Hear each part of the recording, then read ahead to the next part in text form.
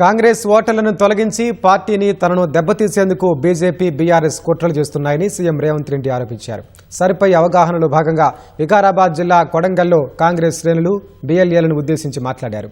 కొడంగల్లో 78% ఓటర్లు సర్లో నమోదు చేసుకున్నారని, మిగిలిన 22% ఓట్లు నమోదు చేయించాలని సూచించారు.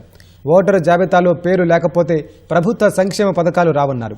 వచ్చే ఎన్నికల్లో ఓటు వేసి వారి జాబితా ఇప్పుడే నిర్ణయమవుతోందన్నారు. ఎస్సీ ఎస్టీలు మైనార్టీలో 90% మంది కాంగ్రెస్కు ఓట్లు వేస్తారని, వారి ఓట్లు తొలగిద్దామని చూస్తున్నారని విమర్శించారు. ఈ నెలాఖరు నాటికి కొడంగల్లో 100% సర్ ప్రక్రియ పూర్తి చేయాలని రేవంత్ రెడ్డి దిశానిర్దేశం చేశారు.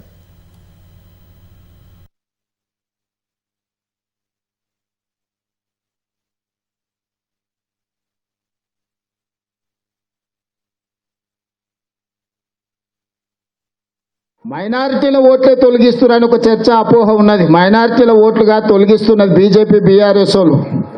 ఎస్సీల ఓట్లు, ఎస్టీల ఓట్లు, మైనారిటీల ఓట్లు తొలగిస్తున్నారు. ఎందుకంటే ఎస్సీలు, ఎస్టీలు, మైనారిటీలు 90% కాంగ్రెస్ పార్టీకి ఓటు వేస్తారు. లెక్క కట్టి గంప గుత్తగా తీసి ఈ ఓట్లను బయటపడేట్టుగా రేవంత్ రెడ్డి సంగతి చెప్పొచ్చు అని పెట్టుకున్నారు. వాళ్ళు మనల్ని దొంగ దెబ్బ తీయాలంటే పేదోళ్ళ ఓట్లు తొలగించాలని బీజేపీ బీఆర్ఎస్ వాళ్ళు ఒక్కటై, ఎందుకంటే ఇక్కడ బీజేపీకి ఉన్నది లేదు, ఊడేది లేదు. బీజేపీ బీఆర్ఎస్ వాడు ఒక్కటైతే మనతో కొట్లాడదామని వాళ్ళ పన్నాగం. మన పార్లమెంట్ ఎన్నికలలో ఊర్లలో చూసిరు కదా మీరే, బీజేపీకి కూడా జెండ పట్టుకునేటోడు ఉండేనా? కానీ బీఆర్ఎస్ వాడే బీజేపీని జెండ పట్టుకొని పోలింగ్ బూతులలో కూర్చొని ఓట్లేపించింది.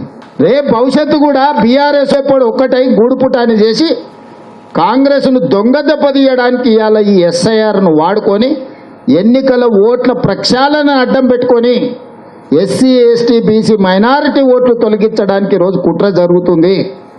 ఈ కుట్రని తిప్పికొట్టాల్సిన బాధ్యత వేదిక మీద ఉన్న నాయకుల కంటే గ్రామాలలో ఉన్న కథానాయకులైన మీ మీదనే ఉంది.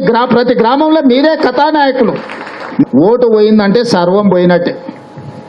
మనం అంత అన్యాయం చేస్తే మనకి బాధ్యత ఉండి కూడా తప్పు. అందుకే సర్పంచులు కానీ, స్థానికంగా ఉండే నాయకులు కానీ, మండల స్థాయి నాయకులు కానీ పూర్తిగా దీని మీద ప్రత్యేకమైన దృష్టి పెట్టి పని చేసి ఏ ఒక్కరికి అన్యాయం జరగకుండా దీన్ని అంతా కూడా ప్రక్షాళన చేయాలి.